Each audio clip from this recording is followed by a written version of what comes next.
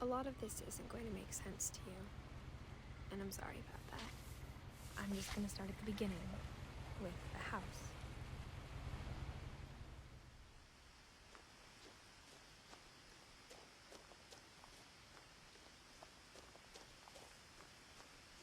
I lived here until I was 11, but I wasn't allowed inside half the rooms.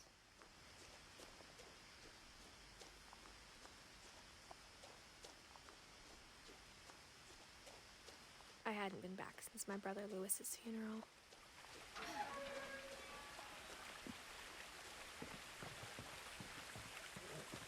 In her will, my mother left me a key, but didn't tell me what it unlocked. Maybe she thought I'd know, or she thought that the mystery would be enough to bring me back.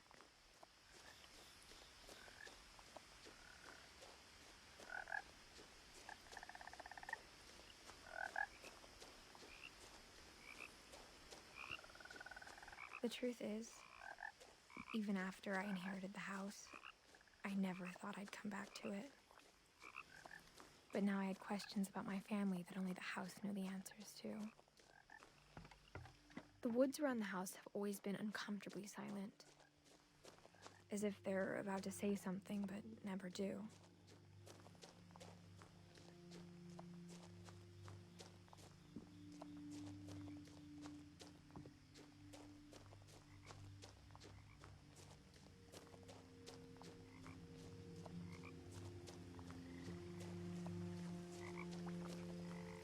The house was exactly like I remembered it, the way I'd been dreaming about it.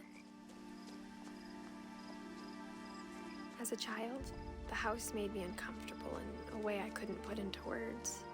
Now, as a 17-year-old, I knew exactly what those words were. I was afraid of the house.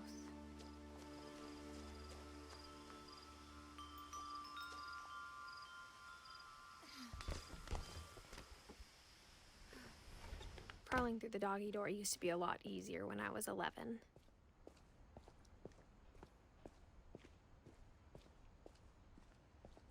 For the first time in years, I felt like I was home. Nothing in the house looked abnormal. There was just too much of it, like a smile with too many teeth. After Milton disappeared, Mom sealed up all the bedrooms.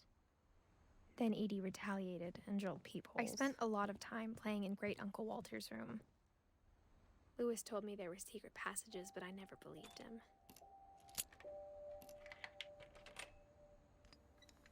Turns out, my mom was really good at keeping secrets. Now it was time to find out what my mom had been afraid of. Reading this, maybe it sounds like I had a plan. But I had no idea what was behind that door. Just like I had no idea where all this was gonna lead.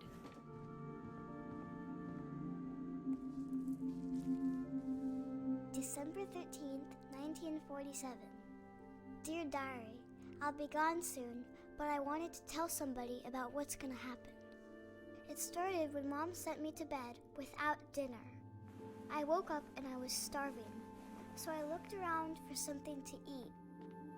My Halloween candy was all gone. The gerbil food was dry, but I didn't mind it.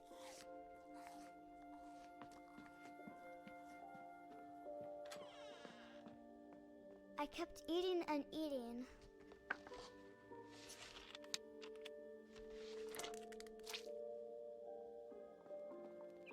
Then I heard chirping outside my window.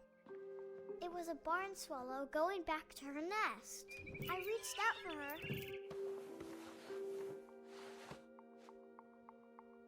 And suddenly, I was a cat.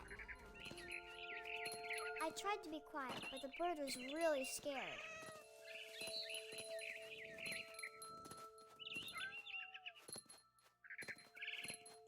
I jumped and I almost got her. Now I was up in the big tree. I promised I gobbled her up. And suddenly, I was an owl. First, all I heard was the wind. Then I heard little teeth nibbling in the grass.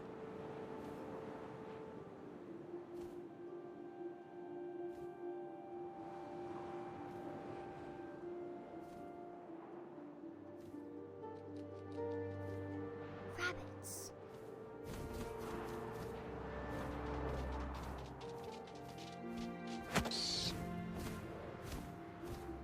I imagined his face looking up and seeing mine through my talons. I swallowed him up, and I didn't chew one bit. Then I flew off to find something bigger.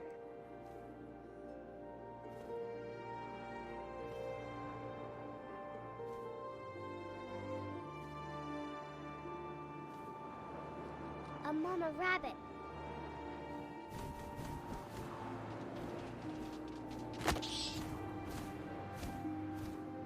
She was almost too big to carry. I started choking, but I couldn't stop eating. And suddenly, I was a shark.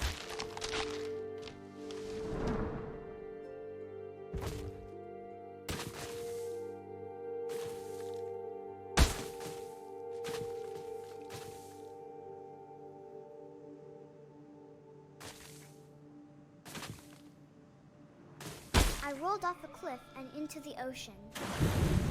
Now, I was hungrier than ever. I wanted fat, juicy seals. I tore off her flipper, and it tasted really good.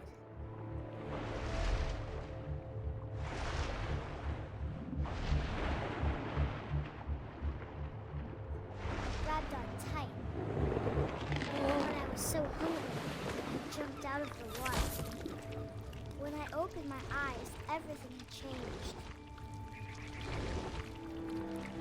Now I was a monster, and I smelled people everywhere.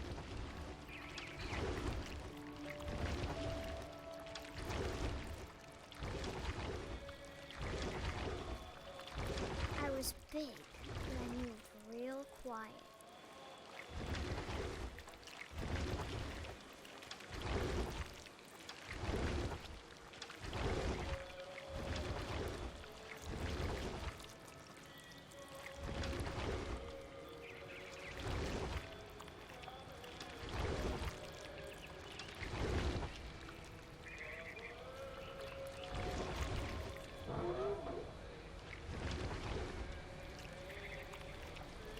After the last passenger, I was still hungry. And across the water, I smelled something new. Something I had to have, so I swam towards it. I slithered onto the sand, and the good smell went into an old pipe.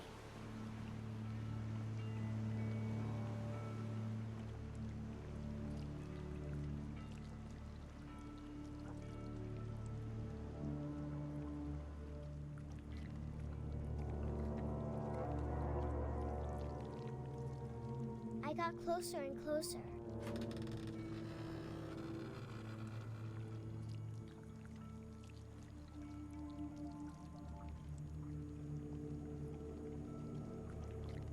All my stomach started growling. And suddenly, I was me again. I held my breath for a long time, but I couldn't hear anything. I think it's waiting for me to fall asleep. But it's not going to wait much longer. It needs to feed, and we both know I will be delicious.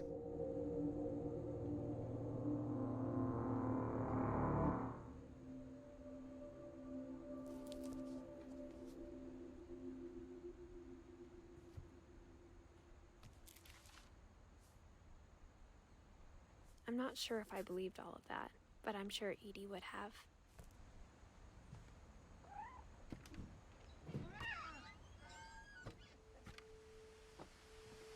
This will be obvious later, but my mom never told me any of these stories. Edie would have, but Mom didn't like bringing up the past. Though, when we adopted a stray kitten, she was the one who named it Molly. I spent a lot of time in Great-Grandma Edie's room. Even in her 90s. Sometimes Edie seemed a lot younger than my mother. The only trace Grandpa Sam's first wife, Kay, left on the house was the pink bathroom.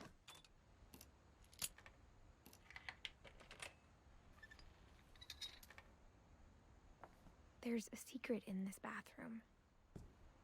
It's in the last place you would look. It isn't in the cupboard. It's hidden in this book.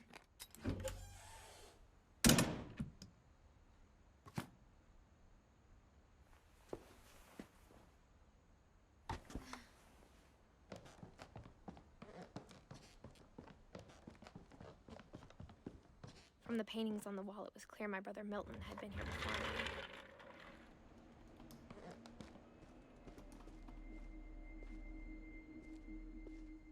I knew Grandpa Sam had a twin, and that he never talked about him.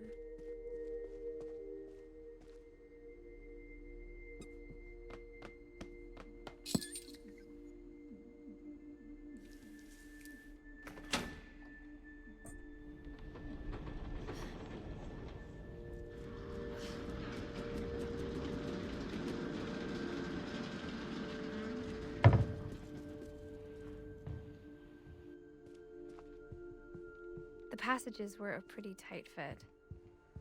They'd obviously been built for smaller hands and bellies.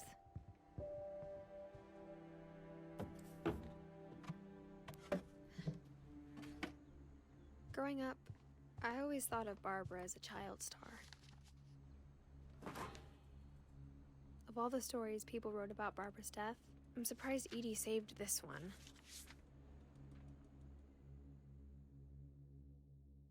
Old Jack here with another ghastly tale inspired by America's most unfortunate family.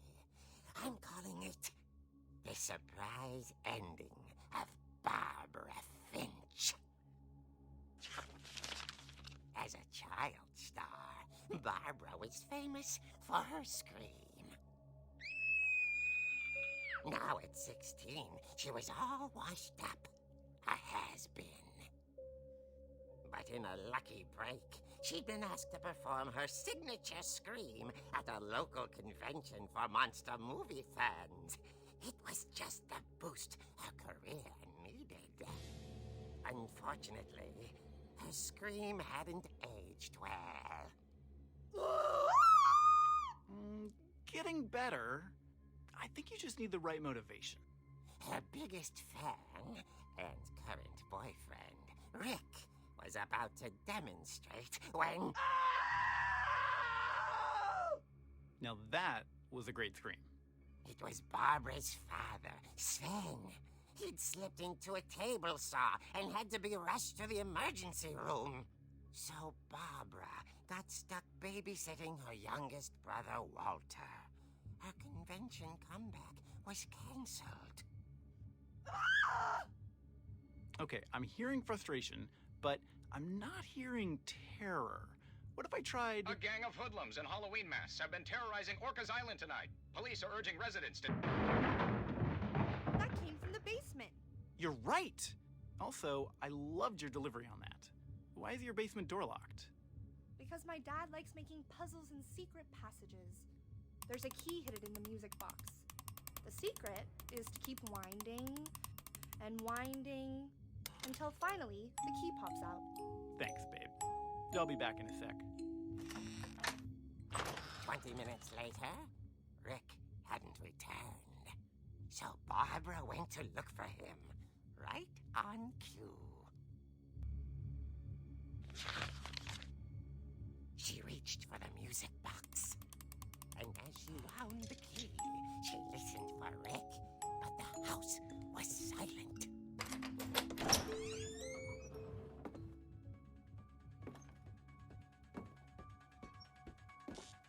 She found Rick's crutch and imagined the worst.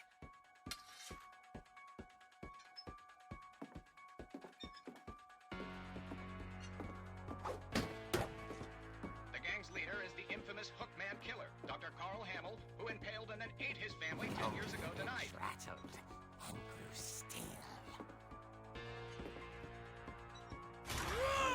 Oh dear! Oh! Rick? Barb, relax. I was just trying to scare you to help you find your scream. Well, I'm not scared, Rick. I'm furious. Then act furious. All I'm getting from you now is that you're hurt and confused and She threw him out, but she kept a little something to remember him by. Barb, have you seen my other crutch? And she was still holding it when she fell asleep watching the late picture show. Hours later... Barbara! Walter, what's going on up there? Ah! Okay, I'm coming up, but if this is a trick, you're dead, Walter.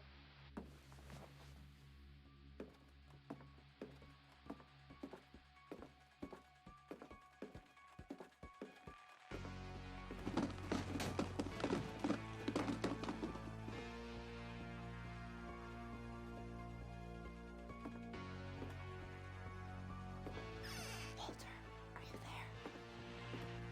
Walter had vanished, but his bedside radio was still on.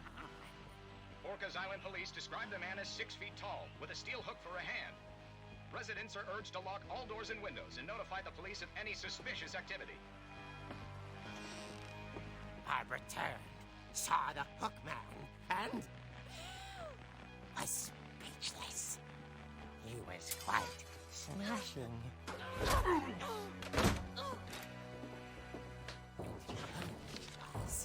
he couldn't get enough that night. She played her part beautifully.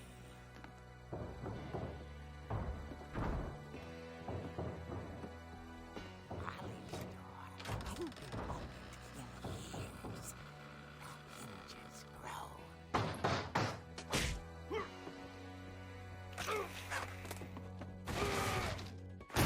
He wasn't moving, but she sensed the story might not be over yet.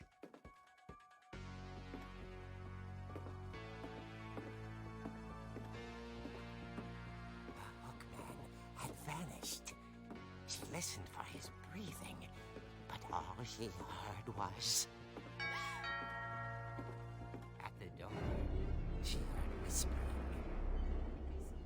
It was coming from inside the house.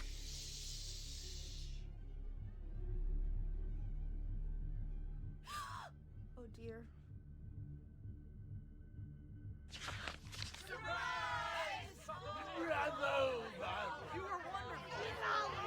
The monsters had come to surprise her. For Barbara, it was a dream come true. Then she saw what kind of monsters they were, and she realized what was about to happen. She was going to be famous. And with her final breath, Barbara Finch gave the performance of her life.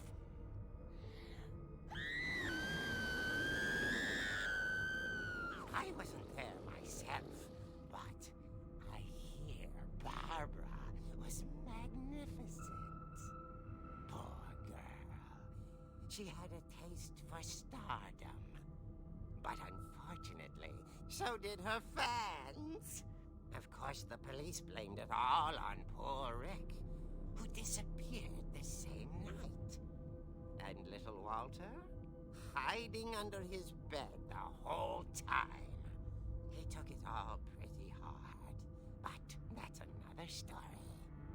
As for Barbara, tucked inside the music box is all they ever found of her. Her ear. Now that's what I call a real eerie tale.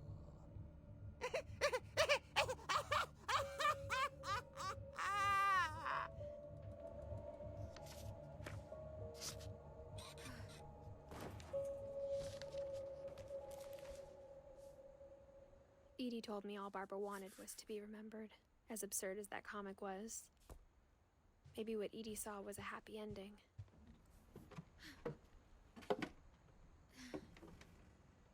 I guess now I know why Mom didn't like me playing with the music box.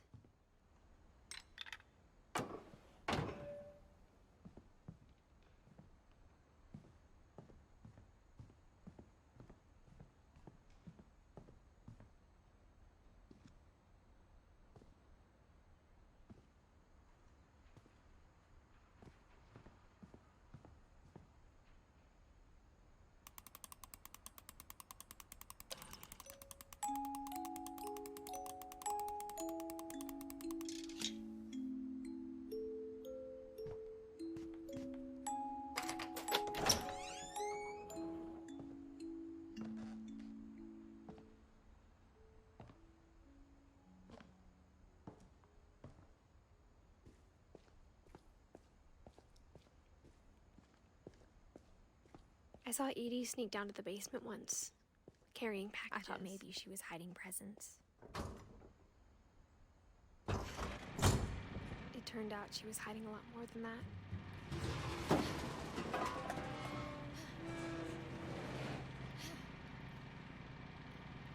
I remember asking Mom once about where Walter had gone. She said after Barbara died, he got as far away as he could. If there's a pattern in all these stories, I think it's that none of us has gotten very far.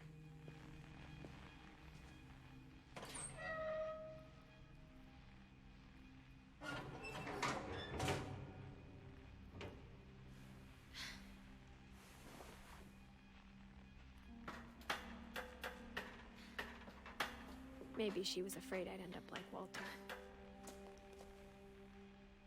But if she never told me about an uncle under the house, I can only imagine what else she was hiding. I don't want to make the same mistakes she made, trying to bury something that's still alive. Now that there's only one of us left, or maybe two, I thought it was time I heard the stories for myself and found out what happened to everyone else. But now I'm worried the stories themselves might be the problem. Maybe we believed so much in a family curse, we made it real.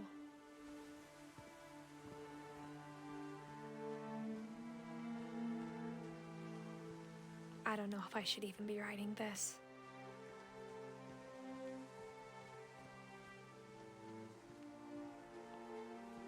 Maybe it'd be better if all this just died with me.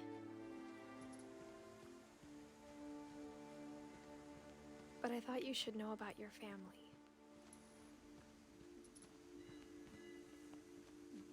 And the history you're a part of. Though to be honest, I feel as lost as you probably do right now.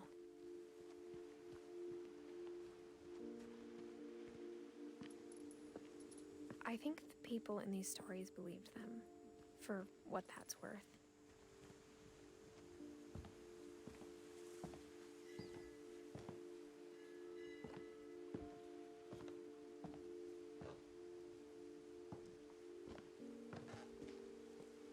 And when you look at the house, that history of imagination and stubbornness and madness, any of it seems possible.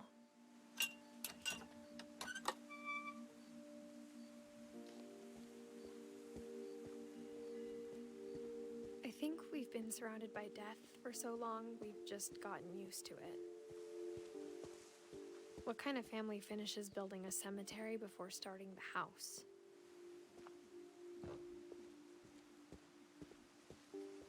It's embarrassing for me to admit this, but the pet cemetery made me more uncomfortable than the human one. 3 of the gerbils were mine, and 2 had been my fault. Sven built the house, but it was Edie who designed the cemetery. I'm sure Odin's monument had been Edie's idea. My mom was always trying to move on, but for Edie, the past never went away.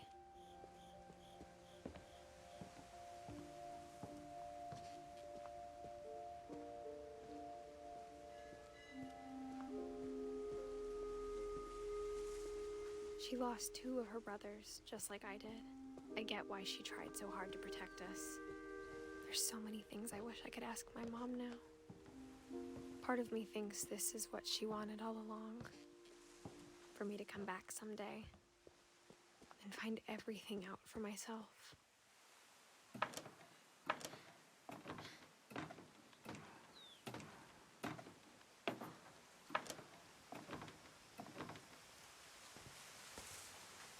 But looking back on it now,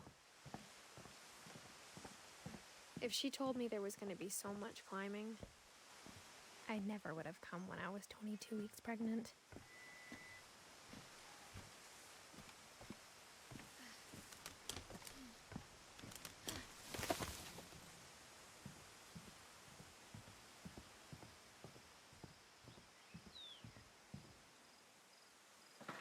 I never met Grandpa Sam, but I think he and my mom had a lot in common. They were both pretty intense.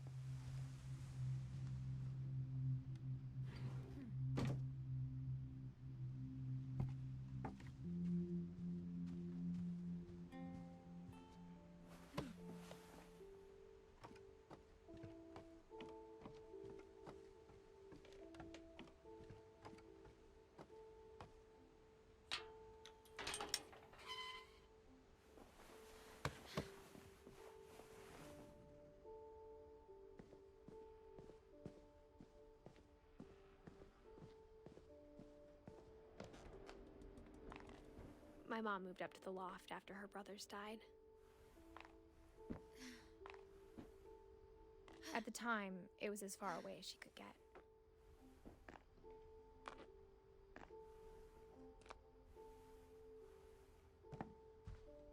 I can't imagine what it was like for her. My mom moved to India a week after graduation and got a job teaching English. Lewis was born a year later. When my dad died, I don't think Mom knew where else to go. I'm sure Edie was happy to have her back. The house had to get a little bigger, but Edie was used to that. And for a while, things were good. Almost normal, but it didn't last. The beginning of the end was Milton's 10th birthday, when Edie gave him a castle.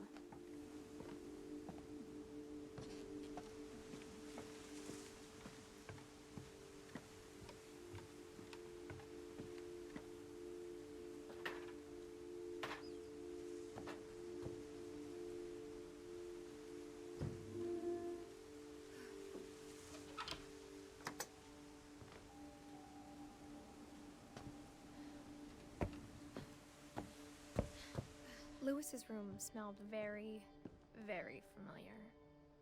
That part of him lived on.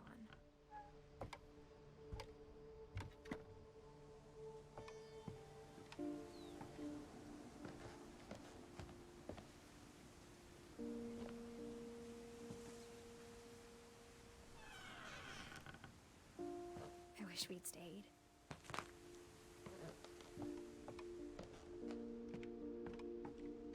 What happened that night had been coming for a long time. Maybe it should have come sooner.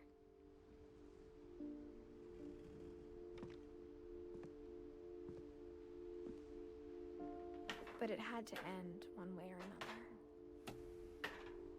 All that's left now was to tell you about that last night.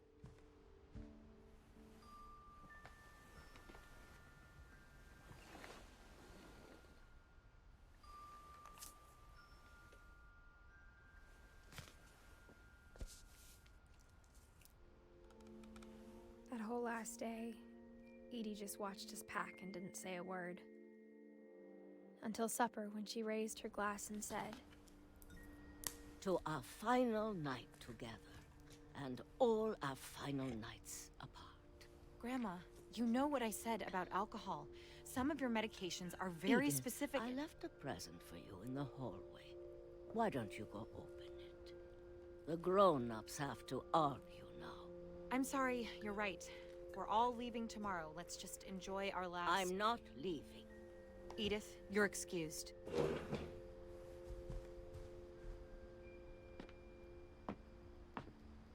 The power had been shut off that morning, but Edie always had plenty of candles. When my mom sealed the library, I don't think she knew about the other entrance. Or that Edie had a key to it.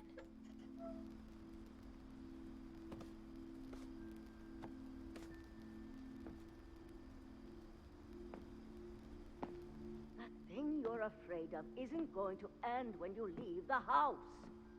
Edith has a right to know these stories.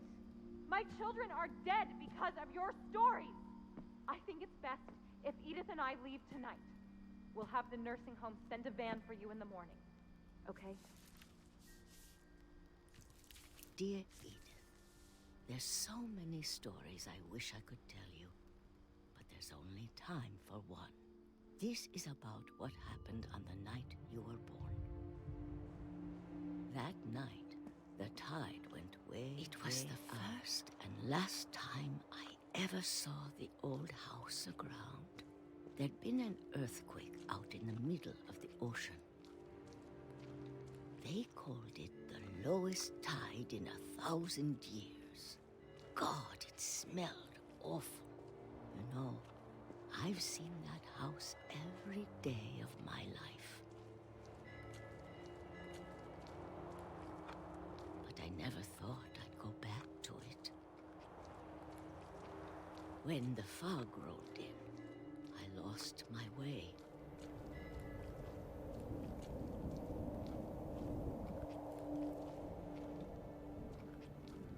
I got turned around.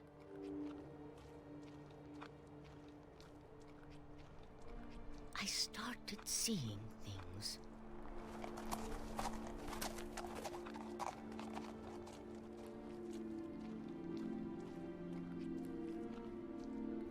Things I'd forgotten had ever existed.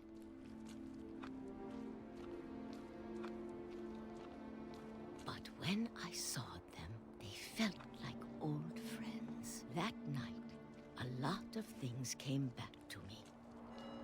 Or maybe I came back to them.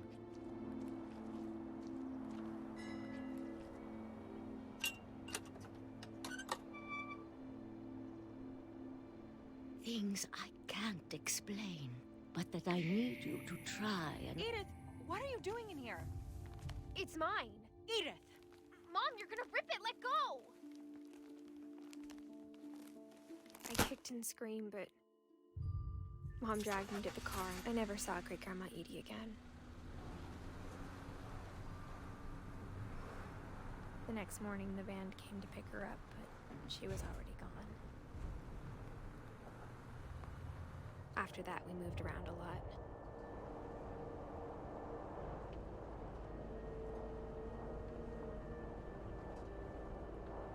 We both tried to make the best of it.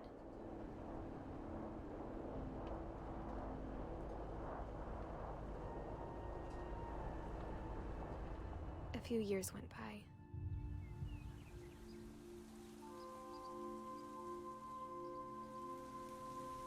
My mom didn't like to talk about it.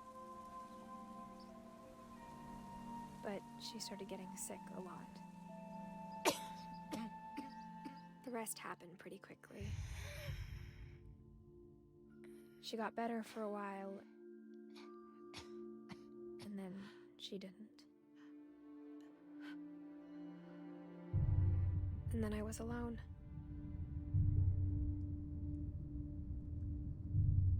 The last Finch left alive.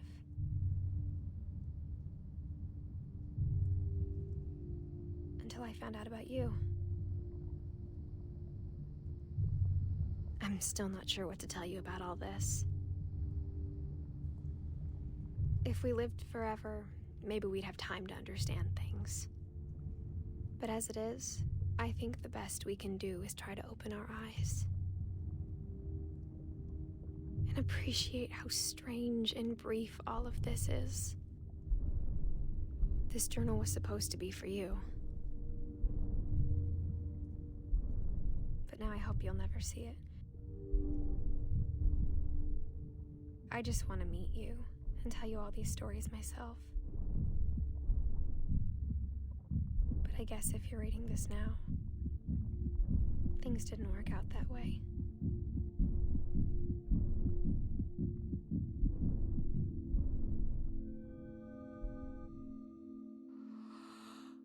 this is where your story begins. I'm sorry I won't be there to see it. It's a lot to ask, but I don't want you to be sad that I'm gone.